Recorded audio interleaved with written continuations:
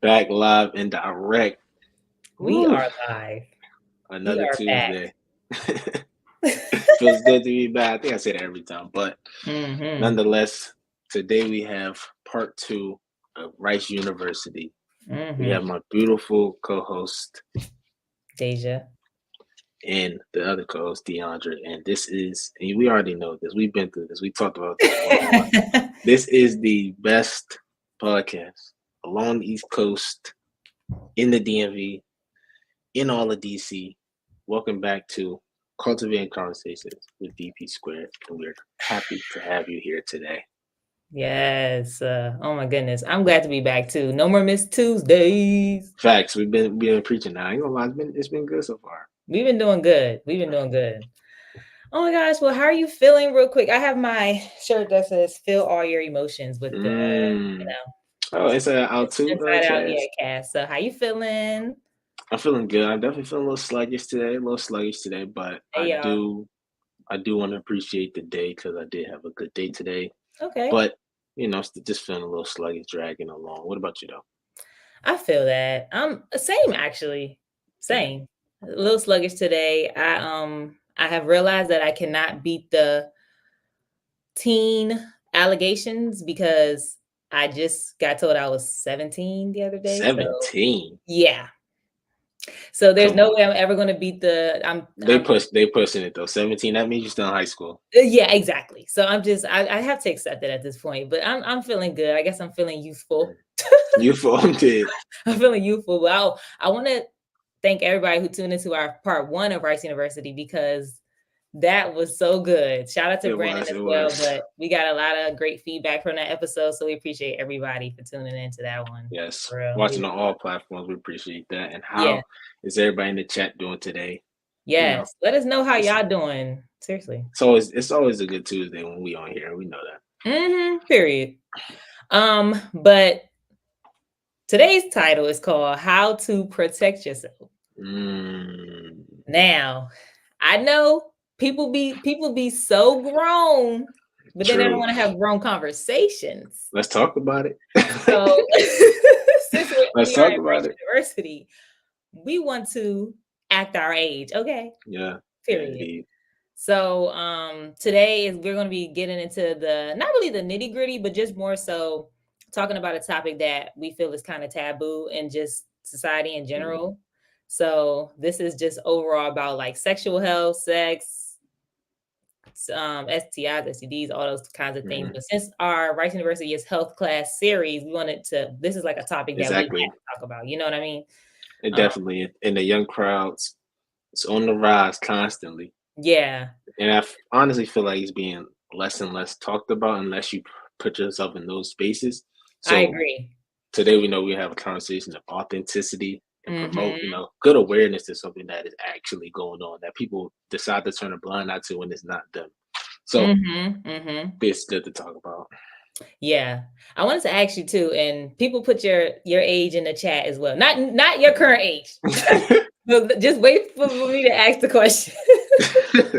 Fair age is strange. um, when like how old do you think you were when you first heard or learned about like sex education, whether it was in Uh-huh. class or not in class? What age do you think you were? What grade? And do you feel that it was worth it? Like that initial Uh-huh. what did you feel like it resonated with you? And then like even after that, do you feel like you got enough education growing up? Yeah, I first time I ever heard about sex education or just saw a depiction of sex was Yeah. in fifth grade. And Okay. so at my old school, fifth grade was technically middle school, but majority be sixth grade. So I guess Mhm. because it was middle Mhm. school for us, it was like time to show us that, I guess. Yeah, yeah. But I do believe that sex education is important, but at that age, it was not. It definitely was not taken very serious. They showed us like Mhm. this cartoony thing about it that wasn't very helpful and didn't really explain to us how it really went down. I think we Yeah. were just too young at the time for that to really Mhm. grab a good understanding of what was going on. But what I can Mhm. say though is 10th grade. That's a crazy, crazy A major gap. major gap in my entire life to finally actually learn about it because Yeah. through those years from 5th to 10th we wasn't learning about sex education. So Mhm. 10th grade, that was the first time I actually really learn about what sex was, not was, I knew what it was, but about all the, like you said, nitty and gritty things about Yeah, sex and what actually comes with it. So yeah. yeah, yeah. And real quick, do you think that did you okay, wait, I'll ask that question after. I'll Okay. respond. So somebody said 10th grade. Someone else said Mm, I don't think I had that in school. that's crazy. I my answers are similar to yours. I remember getting my first education in middle school. So I think that was Mhm. grade. Sixth grade. Yes, because I had my braces. So that was 6th grade. And then, wait, was it? I think so. Yeah, yeah, yeah, 6th grade. And then the next time wasn't until like high school. So same as Yeah, you so said. same gap type of It's thing. the same it was a major gap in between it, and I Yeah. remember the same basically the same experience you said, but I know in high school, our education was more like everybody was in this big room. We didn't Mhm. really get to ask any questions. We just had people talking at us, and then I see. it was like sex is bad. You don't want diseases. Everybody out here is dirty. The end. Like that's Uh-huh. how it was. Yeah, That's just what it was. And then you just went on about yeah. your day. And it was just like you got more scared about it as opposed to Mhm. like finding ways to do things in a healthy way. You know what I'm trying to say? Yeah, and I agree with you on that because now a lot of kids are having sex and sexual activity a lot younger. And Yeah. even back then, people were having sex at a young age. So if they're not informed on what they're doing and Yeah. what's going on, that is what creates, first of all, these stigmas and these infections and diseases that's going around, which is Exactly. Do so you like, mhm. good. Now, I just gonna say real quick, do you feel that it's the Mhm, school's responsibility? Because maybe they're just supposed to be there mhm, for like introduction type vibes, and then your parents are supposed to like mhm. really teach you. What do you think? That's Okay, that's both. It's definitely the school's responsibility, 100%, because that is a huge aspect of life. It's the same thing if they wouldn't teach you about history or teach you about literacy or teach you about math. They know those things are Mhm, huge parts of life, and the same mhm, goes along with sexual education. I mhm. do believe that it's a school obligation to at least inform you and make you knowledgeable, because it's up to the student if they want to actually understand what's being told to them. But I Yeah. think it's the obligation for, in some way, that the school to at least allow you to try to learn about it. Because I know when in 10th grade, we learned about condom usage, with like actual, Mhm, like with a banana, or we mhm, did, like learn about sexual contractions or preventative measures and mhm, female and female genitalia. So it's like, mhm. as we were learning these things, some students, yeah, is on their phone, whatever, but a lot of kids were actually paying attention. So I Yeah. do think that's a good part of curriculum. For sure. And then someone said I had sex ed starting in 4th grade through 10th grade. So yeah, I guess Mm, it's like all of us are that's younger than I had, but like, yeah, that's yeah. it's all in that same time frame. But I Do know you feel that like that was helpful? Sorry, I want to ask the person. Did you feel like that was oh, helpful? oh, oh, From like having it through yeah, that time. the 10th, yeah, Yeah, that's what Brandon was saying. So yeah, do you yeah. think it was helpful? Um, Now I know that with you, you had like a certain you got exposed to like a certain what was it like a center Right, right. that was in like the community of the school you were at and they kind of came and talked to y'all or something? Yeah, I don't know so exactly how it went. for the people out there, the center that is called Latin American Youth Center, and this is I'm pretty sure they could probably do DMV, but it's particularly in DC, right? So Mhm, they came to our school, through our teacher, invited them. Two spokespersons came and you mhm, know kind of really gave us a tell it all of what's going on in DC, with the youth, because the teachers can tell you so much, but when it's somebody that's actually a part of the center and that's active in, yeah, that actual field, it's a little different than just yeah, spitting curriculum out. So they came to our school and really told us about the high rates of STI and STD rates in the youth, mhm, the high pregnancy rates, especially in that realm, they were even giving us the option to go for free testing. Your parents don't even have to be involved. That was one thing that they had kept preaching. They mm, had counseling, and repeated checkers if you need it, and also mm, like planned pregnancy stuff. So a lot of sexual wellness programs, and it's called Latin American Youth Center, and especially one of the big problems in DC is that we're 10th in STD rates. out of what? 10th, Like the whole the whole America. what? 10th. And you see how small we are. So, right, that was a huge, and this is coming from the Washington Informer. And a Oh, lot of racial demographics show that minorities are burdened by infection rates much more than white counterparts. yeah, So, I thought it was huge for a someone like that, like the Latin American Youth Center, to come and explain mhm, stuff mhm, like that to us, because it's actually a very serious topic. Yeah. with kids around DC. Yeah, and that probably is like and it's a lack of, like, education, you know what I'm saying? Because when you were saying Yeah, before, a lot of people are trying to learn from their friends or learn from the internet, and instead of at least them knowing that they had a resource to go to, especially a place that they can go to without their parents knowing, and then that mhm, wasn't, like, expensive to go to too, because yeah, I know that it's like it was free services through them, or yeah, probably yeah, like a free, very yeah, discounted rate. Yeah, so I think yeah. that They said it was free.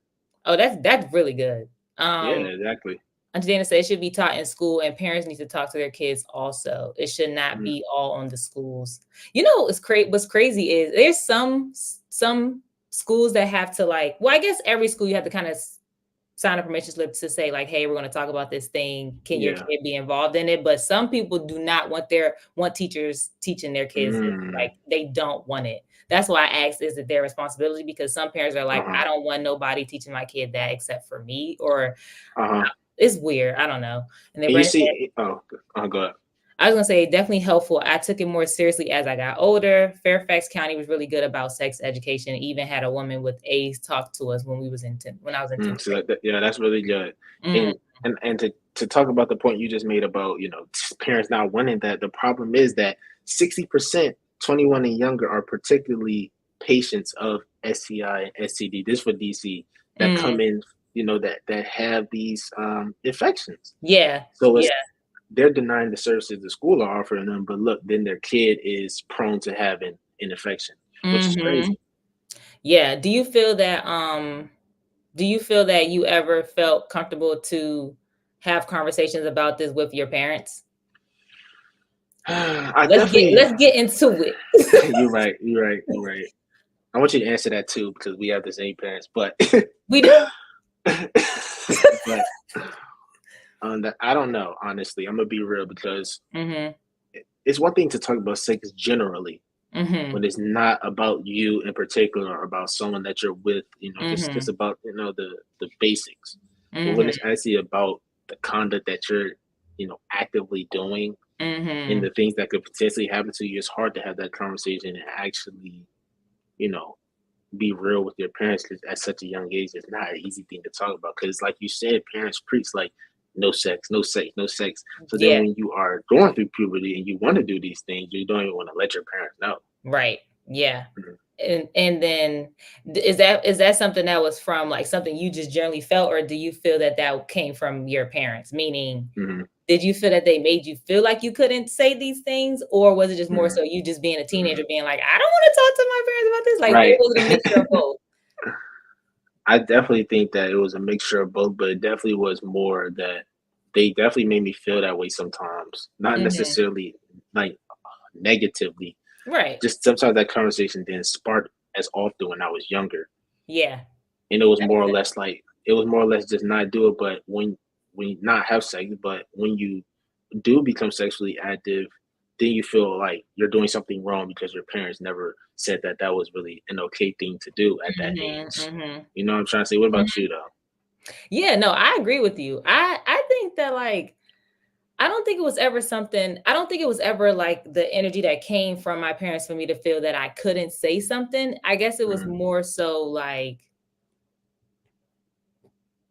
it was what's crazy? I think it wasn't like, when I'm talking to friends, it's not like my friends were saying they were talking to their parents. You know what I'm trying to say? Uh huh. I Uh huh. think that if I was around friends that was like, "Oh, yeah, I talked to my mom about this. I told my dad about this," then I'd be like, "Oh, I don't. Let me talk to my mom and dad about this." You know what I'm Okay. saying? But no one Hmm. ever said that they were talking to their parents about Nah. this stuff. Nah. Never. So I That's think not that's common. what That don't feel common. influenced me. Yeah, like, that's probably the main reason why it didn't even It didn't really dawn on you. yeah, it didn't really dawn But on me to be but like, "This is something I do you think that you really would have?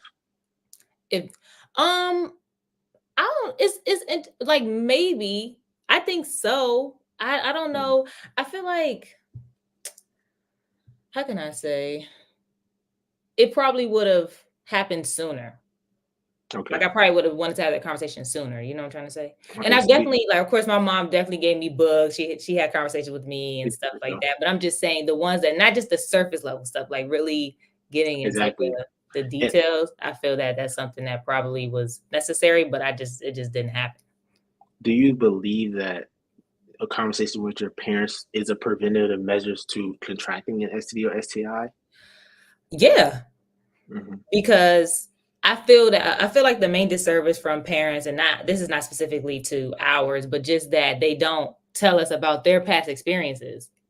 So if someone just was honest about the things they went through, then I would know that when I'm in that situation that I can like prevent myself from getting into that situation. Now, when the thing about STDs, STIs, and like sexual health is some things you just can't prevent. Like sometimes it just happens. So it doesn't matter how much education you get, things just still happen in your life. But I do feel the more that people are open and honest about the things they went through, it can help their kids like prevent themselves from going through certain situations. That's a great point. That's a great point. Yeah. But I know that instead of Ghostbusters, we wanted to be Mythbusters today. Mythbusters. So we wanted to get into some myths that we need to bust because people be thinking one thing and it's like, y'all got the game messed up. Okay. Let's see what y'all know. Let's see what y'all know, man. So we wanted to bring up a few like little facts and then see if we know like which part of it is true or what's not true. But we wanted some help from somebody who special guest that can help us do this. So let's bring up my girl. Hello. Well, hello, sweetie. What up? This is oh, sorry, go ahead. No, you go ahead. I was gonna say this is real right here. This is research and development right here. This is we're about to find real evidence. This is a minority young African American woman right here. Let's see if she knows what she's talking about. Yes. And the reason why we kind of wanted to do it like this is because this topic is for a lot of people so taboo, like we mentioned, but it's also okay if people don't know the exact facts. That's the whole point of us talking about this. Like there's not no shame in not knowing something or knowing it. It's just like, let's just get to the bottom of it so that we can move in the world correctly. You know what I'm saying? Yes. So let me start. So basically, Kiana, it's not too hard, but I'm gonna like say a phrase and then you can tell me if you agree with it or if you disagree. Okay. Meaning like, do you think it's true or do you think it's not true? Okay. All right. All right. So using a condom prevents you from getting any STI. So like a sexually transmitted infection. Do you think you agree with that or do you say that's not true? So if you use a condom, that can prevent you from getting any sexually transmitted infection. I'm gonna say disagree. Okay. Or should I or you'll tell me why? Should I explain why I say disagree? You don't really, I mean, you don't have to. Okay. But yeah, I say disagree. Okay. Yeah, that's not true. I think some people think that if they use protection that they are protecting themselves from getting any sort of infections, but that's not the case because there are some infections that you can get without physically having sex. So a condom don't protect you from everything out here in these streets. So still be mindful, people. Facts. Myth busted. All right. That's been busted. Okay, I got one. Okay, Kiana, let's see what you know. All right.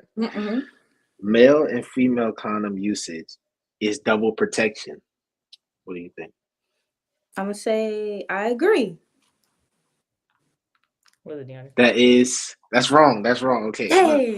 It's a myth. It's a myth because if you use double protection, I'm pretty sure a lot of people probably think if a female condom is used and a male condom is used, they think it's double protection from an STI or STD. But in fact, it actually could break. It's more prone to break, and it could slip and fall, causing to have an STI. Myth. Busted.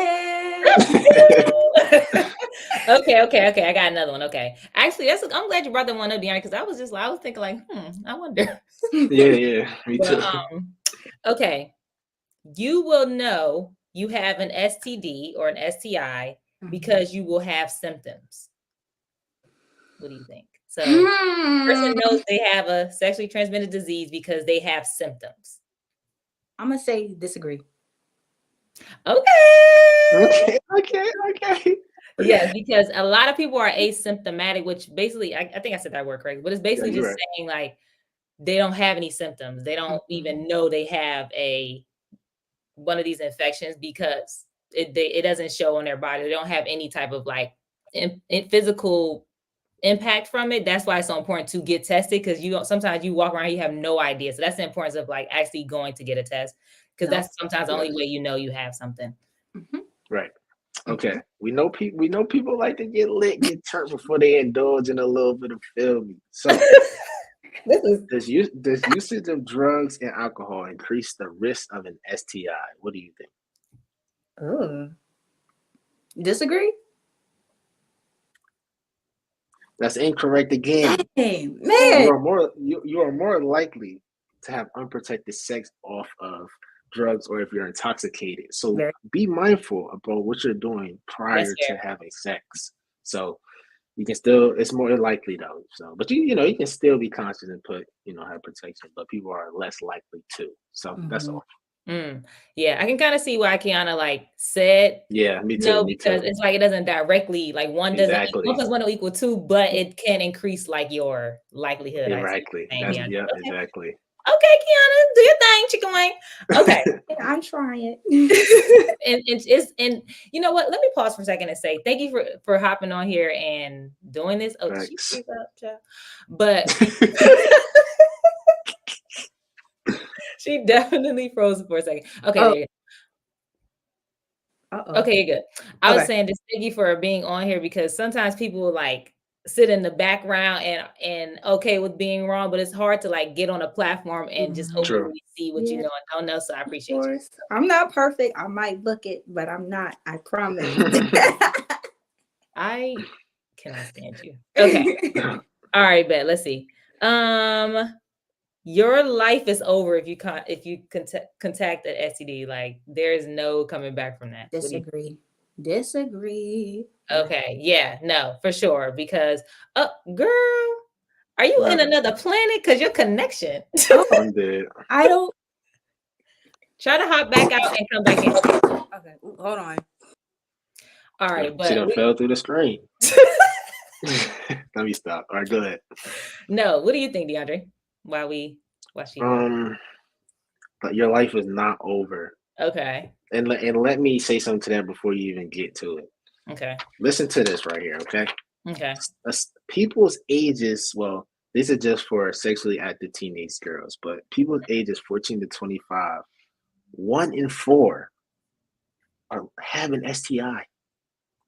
So for people to get, a sexually, transmitted disease or infection, some are curable, but people to think that their life is over or that they can never get back to being quote unquote normal, that's Yeah. just not the case. Yeah.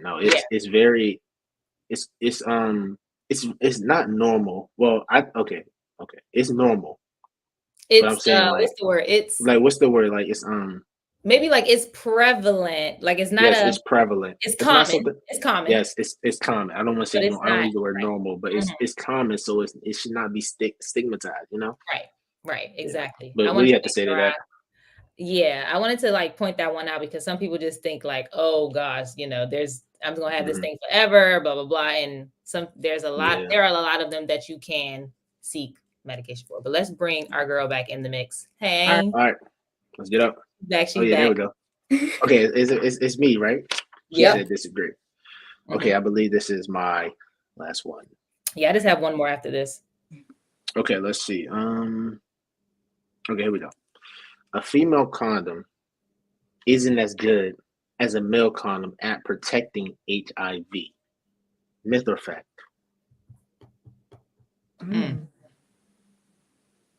They're both condoms now. They're both right. condoms. I'm gonna say disagree. I don't know. Yeah. So fact or myth? What do you think? Oh, I think it's a myth. Wait, It's hold a on. fact. Oh, I was gonna ask you to repeat the question, but it's okay. It's okay. Not repeat the question. It's a fact, but experts aren't certain that female condoms work as well as protecting HIV. But on Kiana's point on disagreeing, something's better than nothing. So yeah. So but it's just not as good. But it's still. You know what's crazy, real something. quick? Let me just ask this for a second. Why, if they have female condoms, do? Okay, actually, I'm just gonna what? Because I feel like I've never heard someone use a female condom. I've never heard that before. Me neither. I'm just but I guess it's it's there because if a guy doesn't have one, that you have the female one. Yeah, true. Or she doesn't have a male condom that you have the female. I don't know. Okay. Yeah. Yeah. All right, this is my last one. This is my last one, Kiana. Okay. There's no need to get tested if you're in a committed monogamous relationship. Monogamous just means like it's just y'all, it's just me and you. So there's no need to get tested if you're in a relationship with someone. What do you think? I disagree. Wait, I think I was about to say fact. Okay, well let's bust some myths, shall we? Because a lot of people think that just because you're in a relationship that there's no need to, because there's no outside like people that can affect your body, which might be true, but they still say that you still should get tested because you just never know. So it's like more of like an extra precautious thing, and plus you don't know what people be doing. I'm sorry. Well, don't say that if you're in a monogamous. I'm just saying, but what I'm saying is a lot of people in relationships think that their partner is not doing anything that will harm them or themselves. But I'm just saying. But can I just throw something in there? But there's also like so many other different ways to get HIV other than sex. Like you can get it through like if you go to a bad tattoo artist and they don't clean their needle the way they're supposed to. Or if you just come in contact with someone and you cross bodily fluid. So it doesn't have to be that one partner or the other stepped out in the relationship. That's just my little 2 cents. No, that's facts, Kiana. That's facts. You ate that because it is true. It's not always about that somebody is cheating. It could be so many other reasons why you got infected. So you just want to make sure that you're protecting yourself. True. Oh, Auntie, you said you could be in a monogamous relationship. Doesn't mean your partner is. You can only speak for facts. And one thing about it, that's the fact. That's a crazy point, but it is true. But it's true though. No, it's true. Seriously, there's so many people in relationships who get things, and it's because their partner brought it into their relationship. So we're just being real, we're just being real, open and honest. We want to thank you, Kiana, for entering in our Mythbuster segment. Thank you for having me. Now we have to kick you off because you gotta go though. Gotta go. But thanks, girl. Okay, that was good. Thank you for saying it. I think that was definitely very helpful, informative. That was very helpful because I didn't know all the answers to that, and I think I learned a lot now. But I just hope that this can help to just feed into not to erasing the stigma around this because I don't know. A lot of people don't want to talk about it. Yeah, and if we're being real, it's not like me and you have had conversations about sexual health. You know what I mean? So we're being open and honest to talking about this right now because I don't want to come from a place like we're acting as if we're at the dinner table every night and we having open conversations about this. So I think this is a step for us too to just be able to not make it feel like it's such a, oh my gosh, we're talking about sex right now. We're talking about health. You know what I'm saying? Because the stigma is a big thing for a lot of people in their households and just in society in general. Definitely. Yeah. And even when people like outside of like the pre-talks, when people contract, the embarrassment they may feel, and like the shame or being outcasted, they don't want to speak up about the issues that they have. People will willingly spread infection and diseases just so they don't have to admit that they were the one to contract it.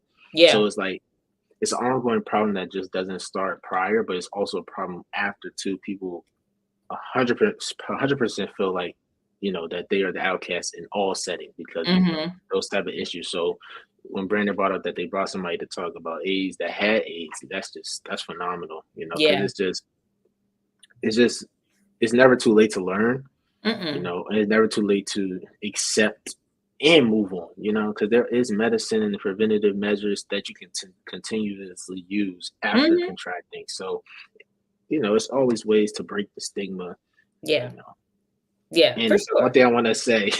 If you're mature enough to have sex, you mature enough to get checked. I want everybody to hear me when I say that.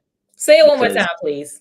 If you're mature enough to have sex, you are definitely mature enough to get checked. People, it's so many times, and of course, I'm not out of nobody. It's so many times, people I know that are sexually active, and then you be like, "You gonna get checked?" Oh, but get checked. It's crazy. It's like getting checked is like this horrific event. Yeah, that's a fact. And I to add on this, I got one too that said anyone who is offended or uncomfortable about you asking about their sexual health is not the one for you.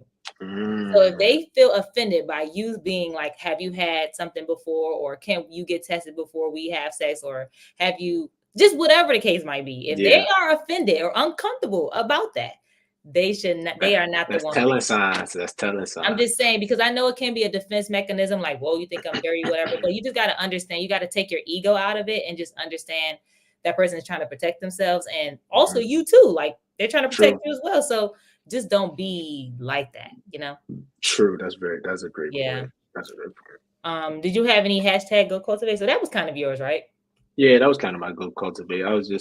It's just really on the lines of breaking stigma and, actively in check, regardless of the situation you're in. If you ain't had sex for 2 years, just tap into that doctor's office just in case. It's just a good routine thing to do. You just never know. So I just want everybody to stay safe.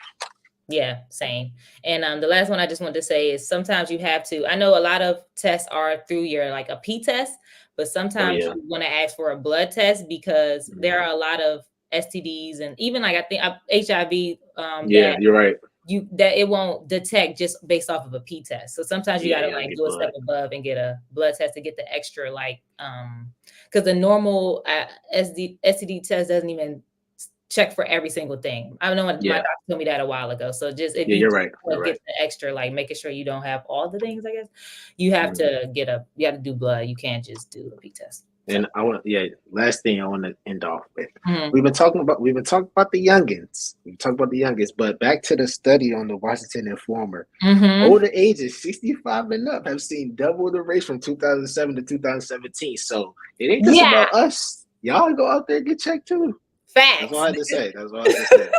Right. It ain't just us. Too. It ain't just us. Lottie Dottie and everybody. Facts.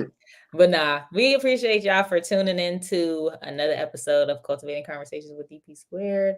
Yes. We will have our last part 3 of R.I.C.E. University next week, and that's going to be a good one. Yes. I mean, they're all good. They're all good. Yes. Trust. But next week is going to be a good one. I'm excited. I'm excited for that. And but no, we appreciate everybody for tuning in. We hope we see y'all next week. If you ever have any topics that y'all want to talk about, let us know. Or if you want to be a guest. Exactly. All y'all be talking, but y'all don't want to be putting a face to the name. You see what I'm saying? Like, let us know. But no, if you want to be, thank you again, Kiana, for being on, and we love y'all, and we will see y'all next week. Stay blessed. Stay blessed, y'all. Stay blessed.